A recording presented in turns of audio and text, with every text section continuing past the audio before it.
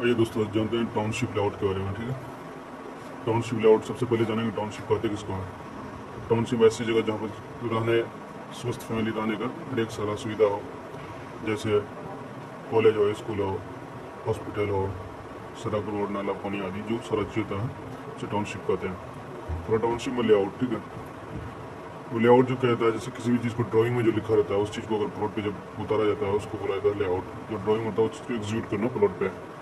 तब एग्जीक्यूट करने के लिए आपको क्या क्या चीज़, किन किन चीज़ों की ज़रूरत पड़ती है, उसमें 6 चीज़ की ज़रूरत पड़ती है। सबसे पहले तो ड्राइंग चाहिए ही चाहिए।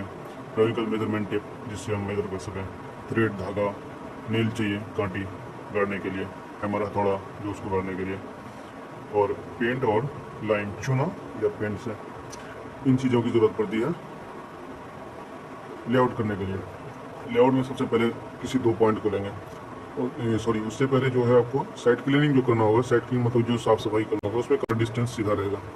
जैसे हम एक रेफरेंस पॉइंट यहाँ लिए, एक रेफरेंस पॉइंट यहाँ लिए, ये दोनों रेफरेंस पॉइंट है, उसमें हम कुछ एक्स्ट्रा करके लेंगे जो भी हम बता दें, चल एक्स्ट्रा लेके चलना है। तो ये ऐसे ही लेंगे कुछ देर के लिए, जिसको हम डेड पॉइंट बोलते हैं। ये यूँ ही सिर्फ लाइन को सीधा करने के लिए लेते हैं। ठीक है, जब 2 रेफरेंस पॉइंट लेंगे वो दोनों को मिलाएंगे तो वो मेरा रेफरेंस लाइन बन जाएगा। और इसमें जो फिर हम अपना रूम बनाने के लिए जो अपना रूम जो भी दिया हुआ बाथरूम किचन ड्राइंग में, उस चीज़ को बनाने के लिए कॉर्नर चेक करने के लिए हम यहाँ पाइथागोरस थ्योरम लगाएंगे। पाइथागोरस थ्योरम उसको हम 2-3 नाम से कहते हैं, diagonal theorem, Pythagoras theorem, 3, 4, 5 method, इस तरह से 3-4 नाम से बोला जाता है। तो उसमें क्या होता है कि मान लीजिए कि H square equal to P square plus B square, आप लोग जानते ही हैं।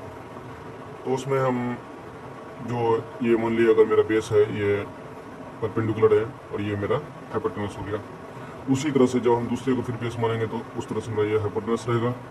और ये रेफरेंस पॉइंट जो रहता है दोनों में जो लाइन बना, इसकी डिस्टेंस मान लेते हैं ये ए है, ये बी है, जैसे कि हम अपने पहले ही आपके लिए बना रखा है। ए से बी की डिस्टेंस, बी से सी की डिस्टेंस, ए से सी की डिस्टेंस, ए प्लस ए से सी और बी से सी, ये दोनों ऐड करके जो टोटल डिस्टेंस होगा, तो जो मेजरमेंट टेप है वो टोटल डिस्टेंस को हम यहाँ पर रखेंगे और जो स्टार्टिंग पॉइंट है उसको यहाँ रखेंगे। खींच के जहाँ पर लाएंगे वो मेरा पॉइंट बन जाएगा। उसी तरह से उसका जस्ट अपोजिट साइड इधर करेंगे। इस तरह से मेरा 3, 4, 5 मेथड से हम देखेंगे मेरा 3, 4, 5 मतलब length H square equal to P square plus B square मेरा हो रहा है या नहीं हो रहा। उसी तरह से अगर मेरा सारा चीज़ फुलफिल हो रहा है तो मतलब मेरा कॉर्नर सही है, इससे मेरा सही लेआउट होगा। चलिए आज इतना ही रहने देते हैं। लेआउट के बारे में आपको एक स्टार्टिंग पॉइंट बता दिया, जो इस चीज़ का बहुत ख्याल रखा जाता है, ताकि क्योंकि भविष्य में ऐसा ना हो कि पहले बना लें फिर बाद में पछतावा होगा यार मेरा ये कॉर्नर से बहुत नुकसान हो जाएगा। इसलिए इस चीज़ का बहुत ख्याल रखेंगे 3, 4, 5 मेथड का। ठीक है, और जब भी कोई क्या कहते हैं लेआउट करेंगे तो उसमें एक्स्ट्रा लेंगे। एक्स्ट्रा क्यों लेंगे? लाइन को सीधी रखने के लिए, ताकि मेरा इधर उधर भागे नहीं, किसी के प्लॉट में ना जाए। इन चीज़ों का बहुत खास ख्याल रखा जाता है। ठीक है, आज इतना रहने दिए। आज आपको हम बता दिए लेआउट के रिगार्डिंग। इससे आगे फिर किसी दूसरे दिन बनाऊंगा वीडियो। Thank you.